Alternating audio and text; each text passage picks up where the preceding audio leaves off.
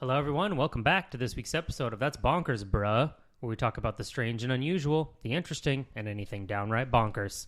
I'm your host, Mitch. And I'm Kelsey. And happy Halloween week, folks. Yeah, you creeps. Welcome back. Loving it. Yeah, unless you're new, then just welcome. Welcome. The leaves are changing. There's a crispiness in the air. I know, I love it so much, except the house is so cold today, and I don't like that it gets dark at like 6:30. Not a fan of that. Well, wait for like a week or two, and then it's going to get dark at 4:45. I know. I hate it. It's so depressing. But I just can't be motivated to do things today because it's so cold and dark, and I'm just wrapped up in a blankie. I'm not committing us to anything, but maybe because it won't be nice outside, we'll be more inclined to release episodes on a more frequent basis. Oh. Because it'll just be dark. Like, what else are we going to do? That's using your noodle. Yeah, I bet that will be the case. Again, no promises. But I think that makes sense. I bet we can do that. I think that would be fun. So anyway, we got another creepy one for you today, a paranormal topic, because it is still spooky season and we are barely getting a second spooky episode out of the month. Go us. But before I get into my story, Mitch, I have to tell you something funny that I learned today. That is it's spooky in nature. Okay. I never know what you're going to say. I know you don't. Like, you couldn't see my face, but like... He's always nervous. Mitch is always nervous every time I say anything. Because you never know. She's like, I was thinking today, and I think that we should buy an alpaca farm, like next week. Not a whole farm. See, that not a whole farm, but it's not out of the question. Well, maybe one day, but not right now. I have too many things going on. Okay, so I was on the Ring doorbell app, because I thought I heard gunshots earlier. It's so annoying. We just like hear gunshots sometimes, and this one was like particularly long, and I was like, good Lord, has anybody posted about this on the Ring app? Let me go look. So I went and I checked it out, and when I was on there, I noticed that there's a thing that the Ring is doing where if you submit like a ghost video, like if you catch something paranormal on your Ring doorbell, you can enter it into this contest, and the contest goes until November 1st. Okay. And the prize is, if you win $100,000. Oh, wow. I thought that was really intense. Like, that is intense. If you have the best spooky video. In the description, it was like, click here for more details. And I was like, yeah, please. And it did say in the details, like, it could be like something like a real, like something you think is like a real encounter, or it could be like your friends dressing up in silly costumes. But I feel like they had to say that so people aren't like, so that non-believers of the paranormal weren't like, okay, Ring, you're unhinged. Yeah. You know what I mean? Mm-hmm. But I just thought that was so funny. So fun. if you have a haunted house, now may be your time to shine, to catch that footage on the Ring doorbell and submit it for your chance to win $100,000. 100 G's is a lot of cheddar. Yeah. I don't even check my camera half the time. No. Could you imagine winning $100,000 because you caught a freaking ghost? Just like a shapeshifter or something like that. Yeah, you caught like a skinwalker on your camera. That'd be bonkers for sure.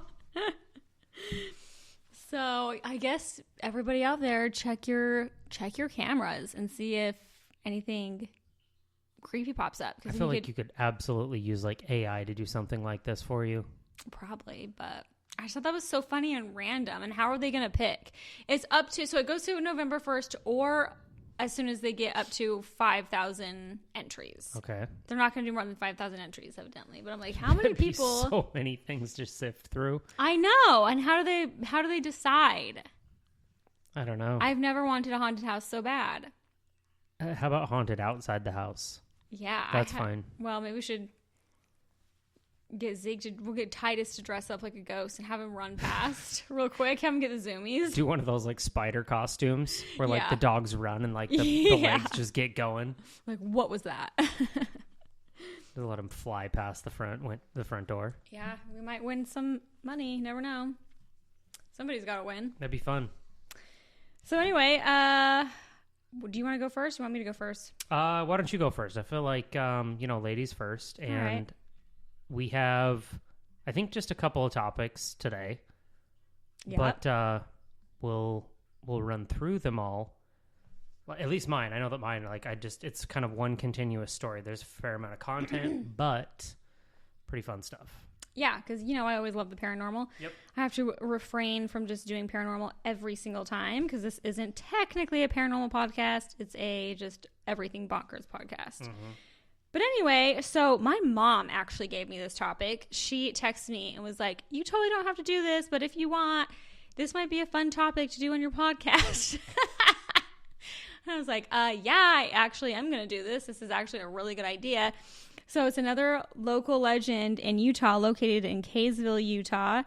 And I had heard of this before, but vaguely. I think it was more popular when my parents were teenagers.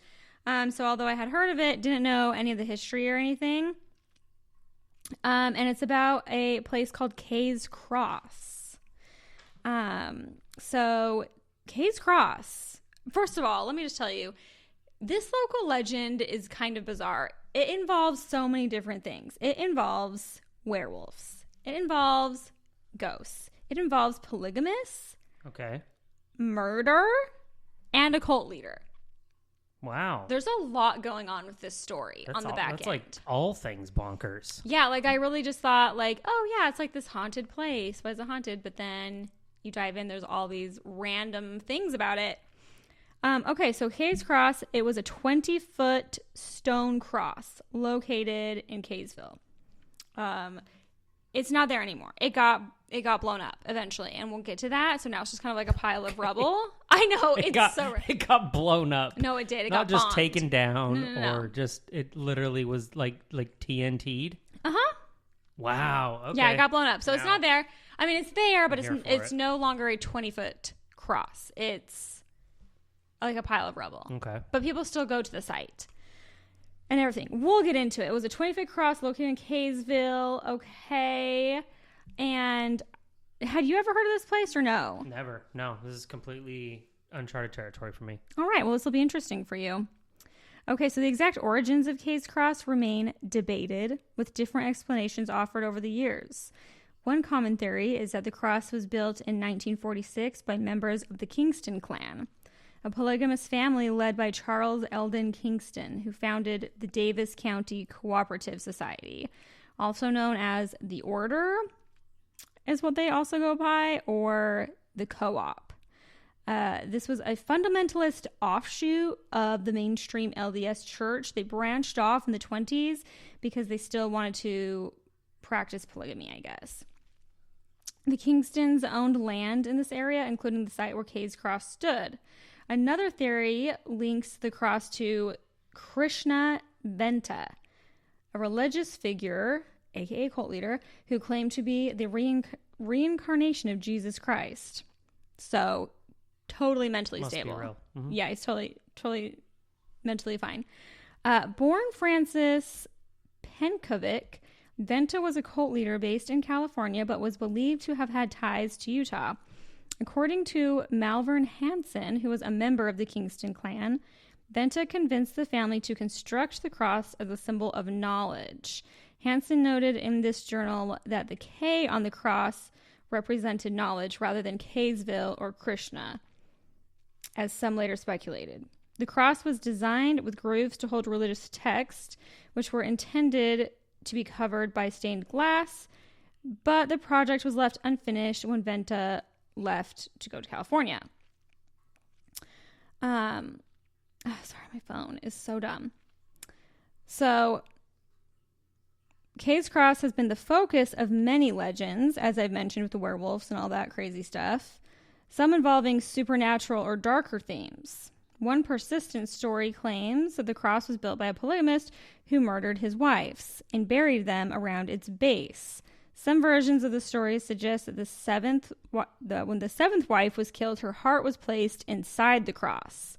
And some stories say that when the seventh wife was killed, she was buried standing up within the hollow cross. These stories have contributed to the belief that the site is haunted, with some visitors reporting strange noises, apparitions, and claims that the cross would glow during full moons. Others claimed that the cross would burn those if you touched it at night, while some people experienced feelings of illness or disorientation when near it. In the 1980s, rumors emerged that the site was being used for satanic rituals, because this was the whole time of like the satanic panic, you know? I think it was like the 80s and 90s when like satanic panic was like really a thing. Some locals reported finding animal remains, including dogs, squirrels, raccoons, near the cross. I don't like that. Leading to speculation that the sacrifices had taken place. Although no credible evidence supports these claims, there's always rumors about it. And then with the werewolves, there's really no story associated with it that makes sense. It's just people have included sightings of werewolves and strange voices near the ruins of this cross. So a lot going on here. I'll say. Super random. Yeah. Like, can we pick a storyline, please? Like, they really went all in. It's kind of all over the place. It is all over the place. And my mom said that she went up there as a teenager. It was like the thing to do. People would like go up there at night and like sneak up and see if you'd have like a paranormal experience. She said nothing happened, but that is just spooky because it's like, you know, dark. You're with your friends and that whole thing. So in 2005, a man actually hanged himself near the cross, which further added to the despair and the bad vibe surrounding the area. So it probably is definitely haunted and will give you a bad feeling if you're up there just because of all the negativity around it. But back to the bombing. So the cross was bombed in 1992, and no one knows for sure who did it or why. They speculate that maybe it was the police or the owners of the property because they were sick of riffraff going up there and causing problems. So they just wanted to take it down.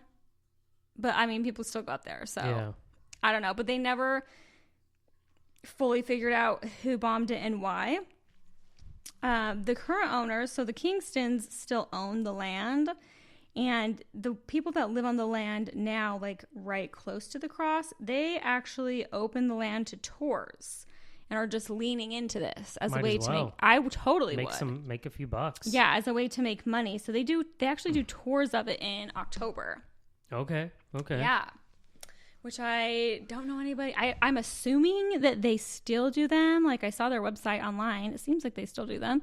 So if you live there, you should see if you could do a tour of Kay's Cross and get back to me on. Yeah, it sounds fun. I mean, I like you said, so much to unpack there. Lots to unpack. Super random. The one thing that had me going is it was like, oh, his wives, multiple, and like they were just like, oh, these women are just dying and disappearing, and like he got to his seventh. First off, how many do you have?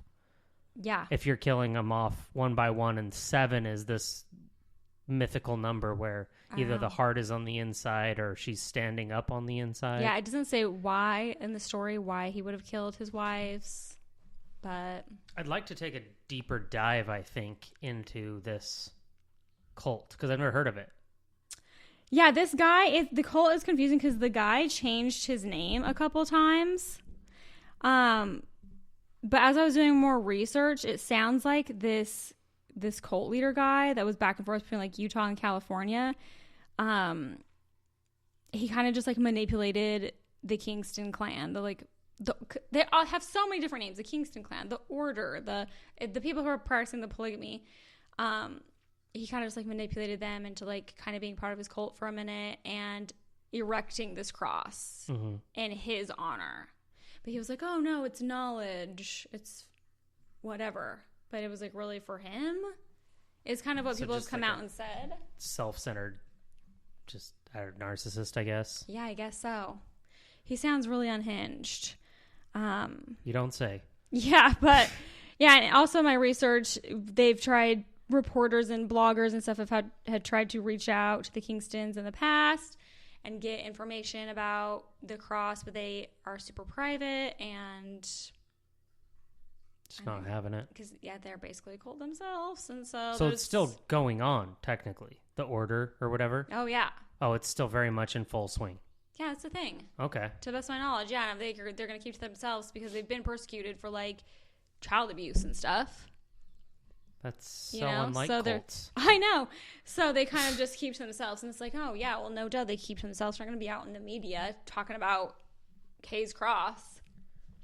But anyway, so lots going on there. And you'll probably get arrested if you go up when it's not a tour because it's private property. But that's the story. So in Kaysville, where in Kaysville? Like up near the canyon or? I believe, I don't know. You want me to look up the directions? I mean, I'm just curious, right? Like, is it in a?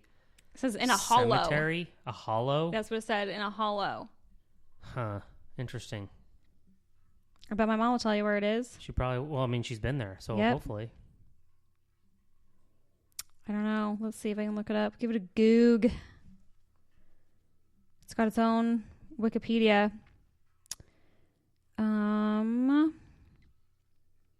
It's not really saying where it is. It can wait a few days. Okay. Well, but that's all I got for that, though. That's exciting. Yeah, and it's like you said, there's a lot. I want to know who saw the werewolf? What was it doing? Why would there be a werewolf? Like, I feel like an alien would make more sense than a werewolf. But oh, and there was a Ghost Investors show that went. It was like Ghost Adventures or something. They did an episode there. Yeah, forgot to mention that. Zach and team. Maybe. Isn't that Ghost? It was on it was on the Travel Channel. So it probably was Ghost Adventures. Yeah. Zach Yeah. It is. Yep. On the Travel Ghost Adventures. Kay's Hollow, they called it. So it's like in a hollow, whatever a hollow means. Interesting. Yeah. All right, what do you got, Mitch?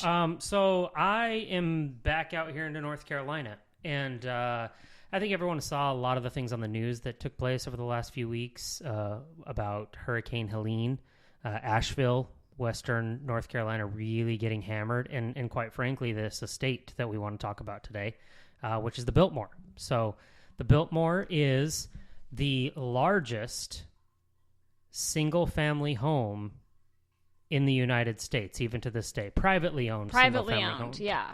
Privately owned single-family home. It's massive. Huge, actually. Well, let me tell you. The overall square footage, 175,000 square feet. 35 bedrooms, 43 bathrooms, and 65 fireplaces. Yeah, that's crazy. So for anyone who hasn't seen the Biltmore, doesn't know anything about it, it's out in the mountains of North Carolina and everything like that. But if you want a glimpse of what this looks like, obviously you can do a quick Google search. Or for those millennials that watched Richie Rich when you were a kid, that house is actually, the Biltmore is their house in Richie Rich. Oh, I do Macaulay remember that. Culkin. Oh, yeah. When they're out front playing baseball on the lawn and everything, and he falls into the fountain, that's out front of the Biltmore. Oh, that's funny. So this the Biltmore is, I mean, it's incredible. They do tours, and I just found out recently by talking with a client of mine that you can do private tours. So you get to go on some of the hidden passages that are inside of the building and the stuff that the normal population doesn't get to see. So very interested in that when they can actually start doing that again. Yeah, I tried to look up online and look up on TikTok videos of like how impacted the Biltmore got by the hurricane. I could not find anything about the actual Biltmore house itself, but I do know that the Biltmore area where the hotels are and all that was underwater. So it will be a minute. Yeah, but if you ever get an opportunity to go, it's really cool. We've been twice. It is really expensive, but it's definitely fun to do at least once. Yeah, for sure. So the guy who built the Biltmore, his name is George Washington Vanderbilt. He actually came over it was like 1898 or 1889, excuse me, and loved the mountains of Western North Carolina and Asheville and was like, you know what? I'm going to build myself a summer home here. A real badass 175,000 square foot summer home. No big deal, right? NBD. So they bought 125,000 acres of land and brought in what was considered a small town of workers to begin construction on this thing. Well, I would imagine. We're talking like hundreds of thousands of bricks that were pumped out a month. They had to like make a lot of that stuff on site just so that they could erect the building. Took 6 years, and it finally opened on Christmas Eve of 1895. So Mr. Biltmore actually is the grandson of the original Cornelius, in quotes, he was called Commodore Vanderbilt, that made his millions and millions of dollars off of the railroad. So what had ultimately happened is that grandfather Vanderbilt passed away and gave his inheritance to his 13 kids. Here's the kicker. 95% of the inheritance went to the oldest son, which was George Vanderbilt's father, William. Oh, okay. So the other 13 kids, they got, a couple $100,000 apiece, which Why? a couple $100,000. So I guess I should backtrack a little bit. They had accumulated a wealth that was about $105 million. But this was also in 1877 is when Cornelius Vanderbilt died. That's an unfathomable amount of money back then. About $3 billion today. That's crazy. So $3 billion. And again, 95% went to George's father, whom ultimately gave his son the money, through his inheritance, so on and so forth. Crazy thing is out of this $105 million, approximately $3 billion of today's dollars, there's pretty much nothing left of it. Why?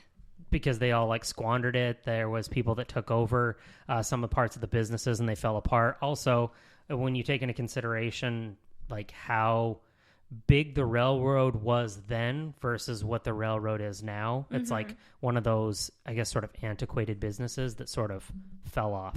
It's like the Blockbusters. Yeah. There was not as big of a need for it. So anyways, He built this house, had all these people, again, all these rooms, 175,000 square feet. The land around it is absolutely amazing. There's libraries. The basement has a pool and a gym and a bowling alley. There's quarters down in the basement just strictly for the workers that were there. There was a cook room, there was a bakery room, and just a lot of hustle and bustle around the whole thing. They would bring a lot of people in, obviously, because there was so many rooms. It was constantly an evolving door, people coming in for parties and everything like that.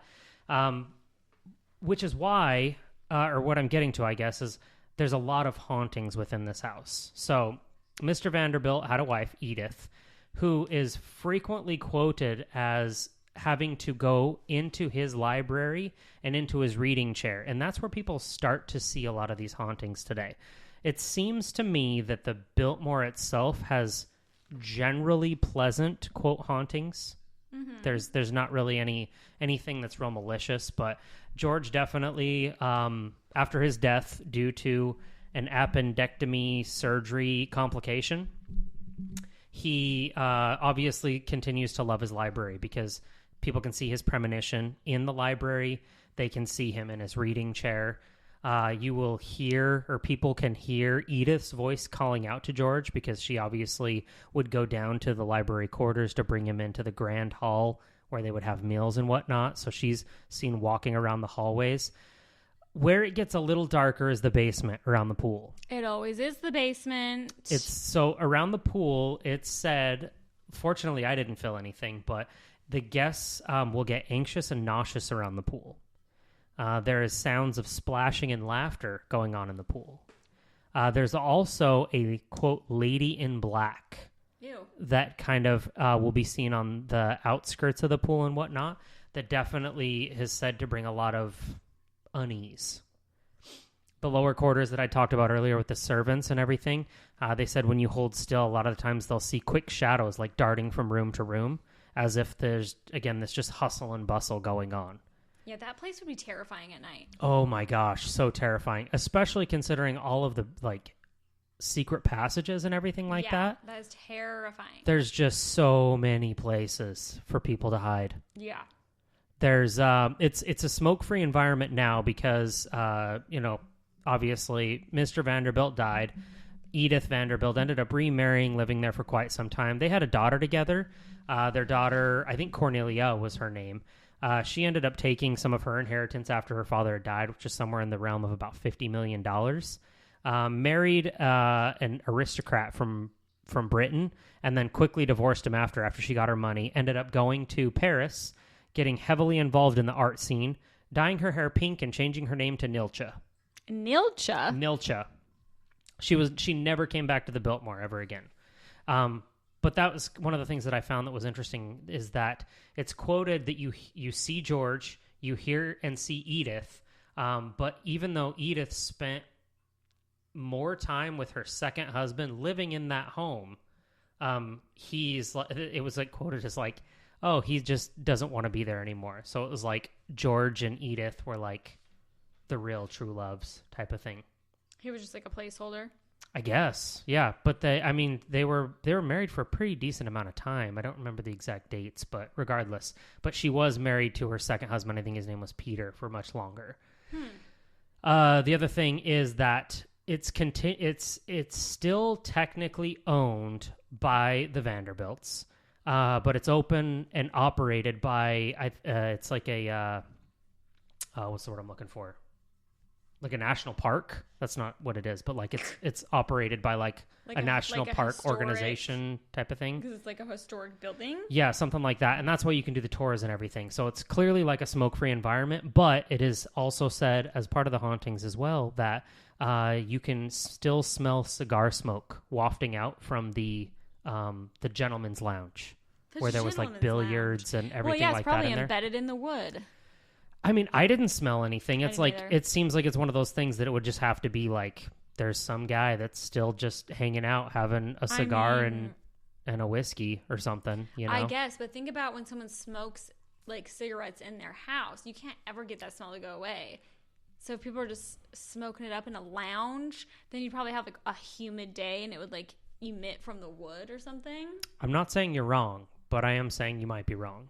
I'm just having a healthy dose of skepticism. I understand. Okay. Here's something that is fun and different. This could have had an entirely different ending. You want to know why? Tell me why. Because George and Edith in 1912 actually had tickets to board the Titanic. Oh my gosh. They were supposed to board the Titanic. They did not board the Titanic because Edith's mother was said to have had a premonition and declared that an untried ship is dangerous and they should not depart on that ship. Holy shitballs. So they left a week earlier on the RMS Olympic, but a lot of their luggage was actually on the Titanic and sunk with it because they had one of their, it was called a footman, like one of their, I guess, servants, take the luggage with them on the Titanic. So that man obviously ended up dying on the Titanic. There's a lot of luggage from the Vanderbilts at the bottom of the ocean still inside. I can't believe I've never heard that before. Isn't that crazy? Because that's a juicy bit of information.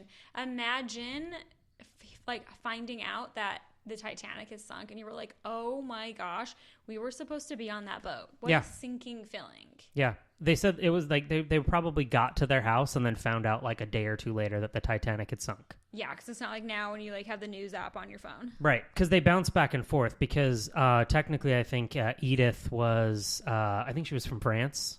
And so I don't know how much truth there is. I'm just going to be fully transparent here. But it's said that they had a lot of transatlantic travel together, George and Edith did. Mm-hmm. And so it was like it had an involvement in the Titanic love story because he was like constantly taking her on trips transatlantic because their primary residence was in Europe. And then obviously this summer home, this measly little summer home.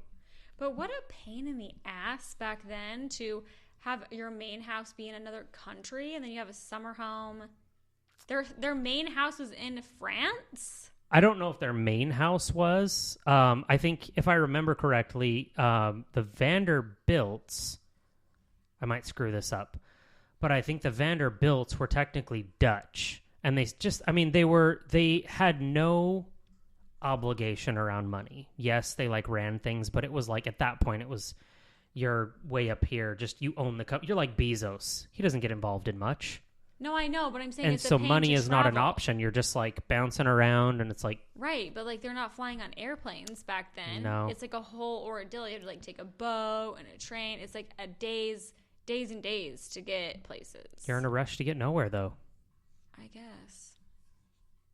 So, anyways, that is a juicy bit of information. Yeah, that is interesting. I'm going to try to fly through this next little part quickly because within the Biltmore acreage, there was a forestry compound or what also is known as the it's known as the Biltmore Forestry School.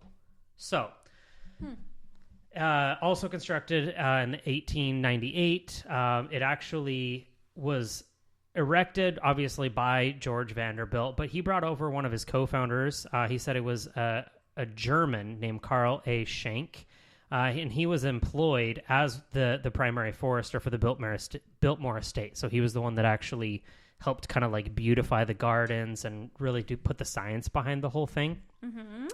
Anyways, had a vast knowledge of forestry. So they built this school with the intention to try to figure out how to be more sustainable and have a healthy forest around the Biltmore Estate. And so anyways, they collaborated on this. Schenk ran the school. The building was really a place where students could come and learn from Schenk's tutelage. It's said that he demanded a lot out of his students, but in return, they like really cherished him. However, they had a little bit of a falling out. It's said that Schenk accused Vanderbilt of not paying for some of his services. And anyway, Schenk ended up leaving to go back to Germany and everything like that. But then the school became a whorehouse. Oh. Yeah. That's a transition. Right? So school to whorehouse went pretty quick. All right. Did they keep with the schoolgirl theme at least? Because that would have been a missed opportunity not to. It's hard to say. I couldn't find a ton of information here. I just know that it turned into a whorehouse. Did they have rulers that they would spank you with and stuff? I mean, one could only believe that if the school was just straight up abandoned and there was all the supplies left behind. Again, missed opportunity to not use it, right? Right. Just stick with the theme. You know I love a good theme. Yeah. So, anyways, here's where the haunting of this school/whorehouse takes place. Okay. It was said that during the 1920s, one of the prostitutes who had frequented the forestry compound was murdered by one of her, quote, Johns. Her spirit is said to be one of the many that are residing on the old compound as of today. Other spirits that haunt the grounds include those who have been hanged near the compound, and even Carl Schenk himself. It was said that the last words Schenk said to Vanderbilt that he would vow to get his revenge. The first ever known haunting of this compound didn't come until the 1960s. Some of the residents of Asheville passing through noticed lights turning on and off in random windows of the school/whorehouse. There also have been occurrences of doors opening and closing by themselves. Those who had dared venture inside of the compound would say that no matter how warm the air was outside, and we all know that North Carolina can get nice and balmy during the summer. It can get downright balmy. One visitor stated that they believed that inside the building, it dropped to below 40 degrees. Wow. Other previous visitors had also reported seeing a tightened noose still hanging from one of the rafters in a downstairs toilet that was filled with blood. Ew. Other locals have also ventured there. Other locals who have ventured there have reported seeing various shadowy figures moving around and felt presence to a point where they had to flee in terror. Sounding of singing, also believed to be one of the prostitutes, could be heard from afar. Wow. They say it's safe. They say it's safe, They but say is it's it? safe to visit, but I would question that. Yeah, they should really lean into the haunted aspect of it around Halloween time. Oh, yeah. Because, I don't know, maybe they don't want to do that because they're like, we're classy. This is a classy establishment. Yeah. But, like, I just feel like people would be really interested in that because they do really lean into Christmas there. Yes. Christmas is a big thing at the Biltmore. Big trees everywhere that are lit up, and people really like to go around Christmas time. So I feel like they should lean into the haunted aspect as well. Yeah, they absolutely should. Maybe it's just because they're like, we're not hurting for money. Everybody comes anyway, right. So it's fine. Yeah. It's, yeah, and I don't know exactly where the school was. I mean, it said that it was on the property, so. Yeah, I was wondering about but that. But it's 125,000 acres, so. You know, actually, I stand corrected because they did sell a bunch of stuff off over time, and I think now it's only like 8,000 acres. Oh, okay. So it used to be I mean, I don't know how much, but it seems like it would be half the state of North Carolina at 125,000 acres, but what do I know? Yeah, that's a lot. So yeah, anyways, hauntings in Utah, hauntings in North Carolina. Yeah, we got to even it out. Both places. Coast to coast. Yep, I don't want to favor one more than the other. Nope.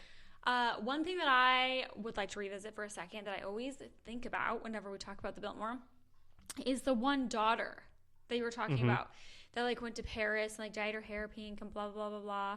As a hairstylist, I have to think, how did she go about dyeing her hair pink back in those days? I don't know. Like with what? Because it's hard to get your hair pink. You have to like have it be light blonde first. So what was she doing? I don't know. Was it really pink hair dye? I'm just thinking about it too much, too logically. Mm-hmm. Any other hairstylist would understand. I'm like, how would she do that? Yeah, I don't know. Did she bleach it with like peroxide, like bleach that you like bleach clothes with, and then like dye it pink with like clothing dye or something? Yeah, Either probably. way, I'm here for it because I love pink hair. But interesting that she never went back. I wonder what her childhood was like. And the first time we went to visit the Biltmore, I was like Googling everything after and learned that there was just the one kid that grew up there. And how weird that would be to just have no siblings and you're just in this big ass house by yourself growing up. Like, that is so bizarre. Yeah. You know? Oh, for sure. Yeah. So I don't know the whole story behind it. I just know that like that was like a fun afterthought because I was like, that's so interesting that's really interesting that she has this, and she technically her and her posterity still own that estate. Yeah.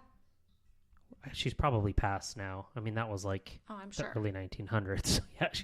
I'm sure she's long gone, but yeah, technically it's still within her bloodline that owns that house today.